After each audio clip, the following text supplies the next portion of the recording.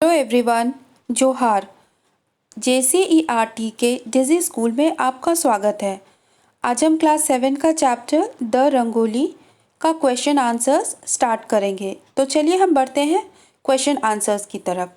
सबसे पहले है fill in the blanks with suitable words from the text. Text में से हमें सूटेबल वर्ड्स को चुन के ब्लैंक्स को भरना है। And the first blank is Mumtaz the girl who lived was standing in the doorway. Mumtaz कहाँ रहती थी? नेक्स्ट डोर में। मुमताज वो लड़की जो कि नेक्स्ट डोर में बगल वाले घर में रहती थी, वो गेट पे खड़ी थी। इसके बाद आता है everybody was busy getting ready for. सब भी बिजी थे। किस चीज़ के लिए तैयारी कर रहे थे? रेडी हो रहे थे दिवाली के लिए।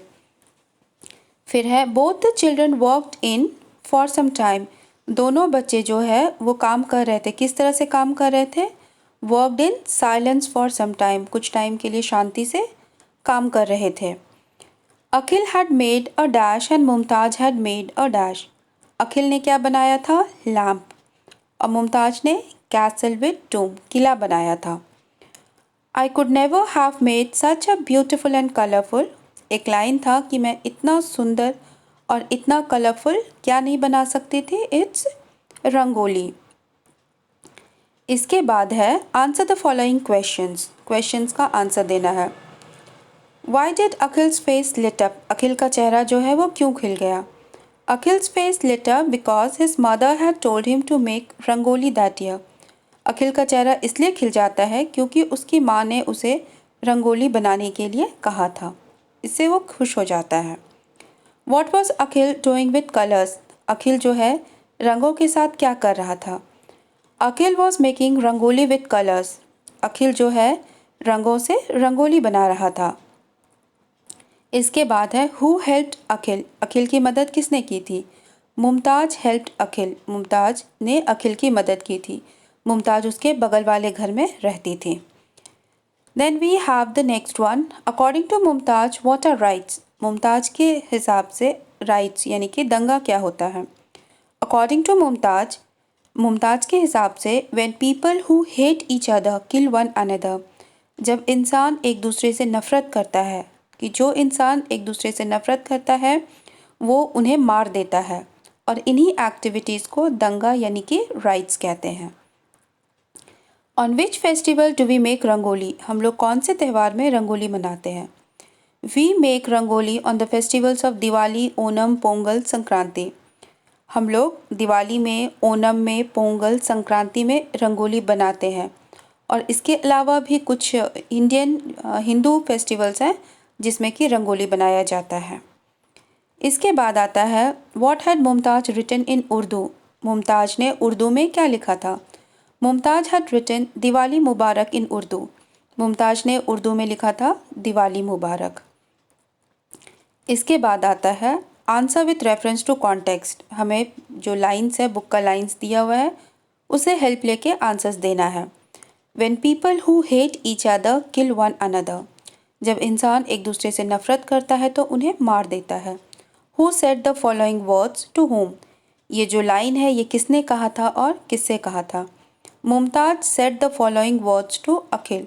ये लाइन मुमताज ने कहा था और किससे कहा था? तो अखिल से कहा था। इसके बाद है what are they discussing about. वे लोग किस चीज़ का डिस्कशन कर रहे थे? किस चीज़ के बारे में डिस्कस हो रहा था वहाँ?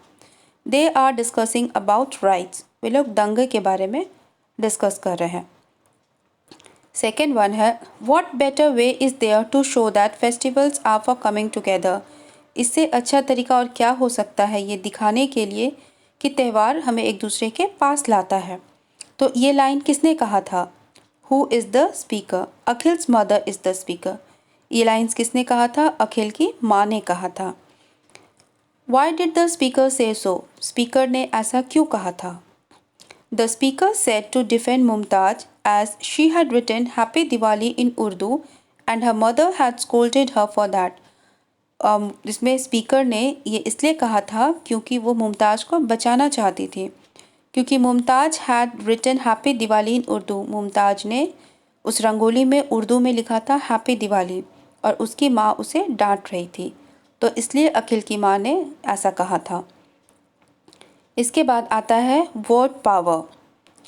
Can you guess the different festivals from the clue given below. कुछ क्लूज दिए हुए हैं, उसे यूज़ करके हमें त्यौहार को पहचानना है।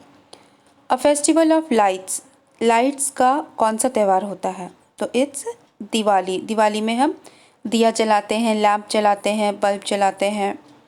The national festival to mark Indian freedom, Indian freedom यानी कि भारतीय स्वतंत्रता जब मिली थी भारत को स्वतंत्रता, तो उस दिन की खुशी में हम कौन सा त्यौहार मनाते हैं? It's independence day. ये हमारा नेशनल फेस्टिवल भी है।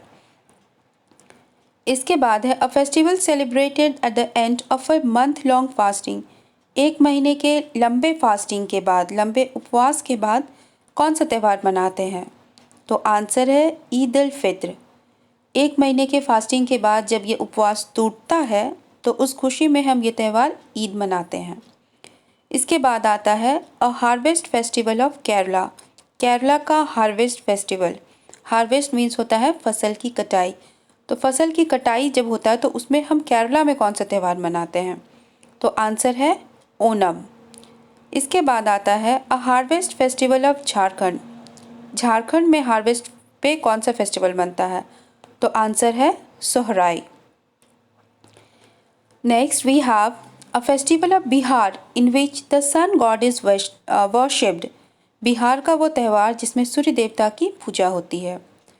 तो स्टूडेंट्स, हम सभी जानते हैं it's Chhath puja. A festival that marks the birthday of Jesus Christ. Jesus Christ के जन्मदिन पे कौन सा त्यौहार मनाते हैं? आंसर है क्रिसमस, जो कि 25 दिसंबर को मनाया जाता है। A festival celebrated on the birthday of Guru Nanak Dev. Guru Nanak Dev जो कि सिख के गुरु हैं, उनके जन्मदिन पे कौन सा त्यौहार मनाते हैं? इट्स गुरु नानक जयंती। इसके बाद अ festival of Jharkhand in which the साल ट्री इज़ वर्शिप्ड। झारखंड का वो त्यौहार जिसमें कि साल के वृक्ष की पूजा होती है। Answer is Sarhul. A festival of colours, रंगों का कौन सा त्यौहार होता है? तो ये है होली। इस दिन हम एक दूसरे पे रंग और गुलाल लगाते हैं। तो स्टूडेंट्स, ये था क्वेश्चन आंसर्स इस चैप्टर का। आई होप आपको समझ में आया होगा। Thank you.